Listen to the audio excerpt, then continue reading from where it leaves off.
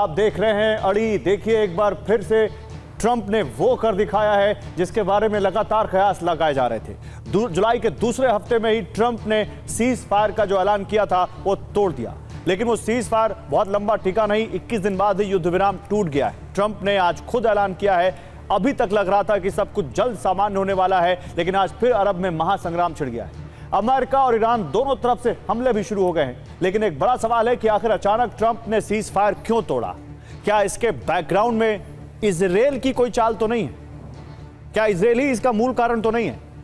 आज हम इसी पर बात करेंगे, क्योंकि लगातार खबर तो आप टीवी 9 भारतवर्ष पर देख रहे हैं कि बीती रात जो ट्रंप ने किया है, जो सेंटकॉम ने 80 जगहों पर हमले किए हैं, ईरान पर भयंकर हमले जो किए हैं, वो हम आपको दिखा रहे हैं। ईरान क्या कह रहा है वो हम आपको बता रहे हैं, लेकिन इसके आगे की बात अब करेंगे।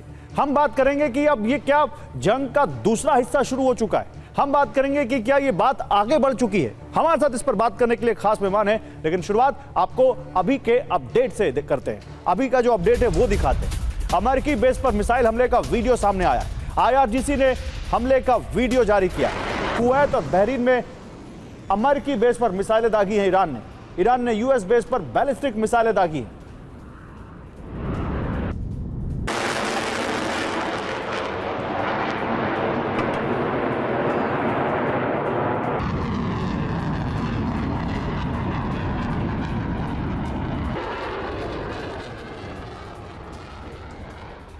तो अमेरिकी हमले के बाद ईरान ने पलटवार किया है। बहरीन कुवैत पर IRGC का पलटवार। ईरान ने कहा था कि हम अमेरिका के साथ देने वाले देशों को टारगेट करेंगे, और बिल्कुल वही कर रहा है वो। बहरीन और कुवैत पर IRGC ने पलटवार किया है। 85 ठिकानों पर हमला किया है, यह IRGC ने दावा किया है। बहरीन में अमेरिकी 5th फ्लीट पर हमले का दावा किया है ईरान की सेना ने।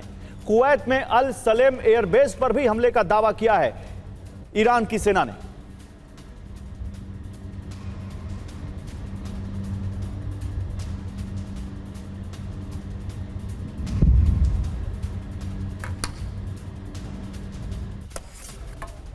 और ईरानी हमले से कुवैत की बिजली लाइनें क्षतिग्रस्त हो गई।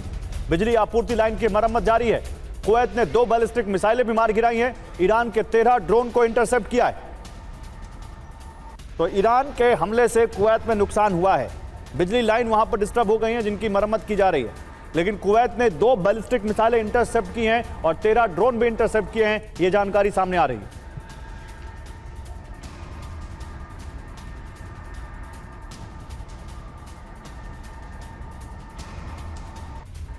बिजली आपूर्ति लाइन की मरम्मत तो वहां पर जारी है, लेकिन सवाल यह है कि ये हमले क्या अभी भी जारी हैं? क्या ईरान और अमेरिका की जंग एक बार फिर से शुरू हो चुकी है, या ये केवल अभी एक वार पलटवार है, या ये फुल फ्लेजेड वॉर है?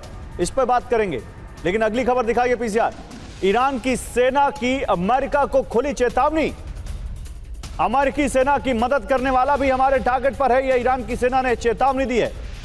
अमेरिका के मददगार वैध मिलिट्री टारगेट हैं, यानी वो कह रहे हैं कि अमेरिका के दोस्त लेजिटिमेट मिलिट्री टारगेट हैं, वैध सैन्य लक्ष्य हैं। संप्रभुता पर हमले का जवाब दिया जाएगा।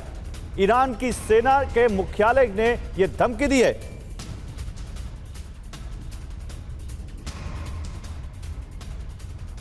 तो नेटो प्रमुख ने अमेरिकी हमले को सही बताया। ईरान ने सीज फायर का उल्लंघन किया है, यह कहा है नेटो प्रमुख ने। मार्क रूट कह रहे हैं अमेरिका की सख्त जवाबी कार्रवाई सही थी, यह कहा है नेटो प्रमुख ने। नेटो ने अमेरिका के साथ अपनी प्रतिबद्धता दोहराई है।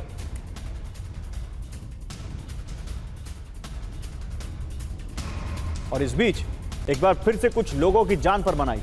खाड़ी में करीब 6000 नाविक हैं जो अब भी जहाजों पर फंसे हुए। IMO ने सुरक्षा को लेकर गंभीर चिंता जताई है। इनकी सुरक्षा को लेकर IMO ने तुरंत तनाव कम करने की मांग की है। नाविकों की सुरक्षा सर्वोच्च प्राथमिकता है। आपको मालूम था, हमने आपको बताया था, जब स्ट्रेट ऑफ हॉर्मुज पहले बंद हुआ था तब वहां पर कई सारे जहाज, सैकड़ों जहाज थे जो आसपास फंसे हुए थे अलग अलग देशों के, और उन पर हजारों नाविक फंसे हुए थे। अब जानकारी ये आ रही है कि वहां पर अभी भी जब ये स्ट्रेट ऑफ हॉर्मुज को बंद करने की बात और एक बार फिर से जंग की बात सामने आ रही है, तो करीब 6000 नाविक हैं जो वहां फंसे हुए हैं।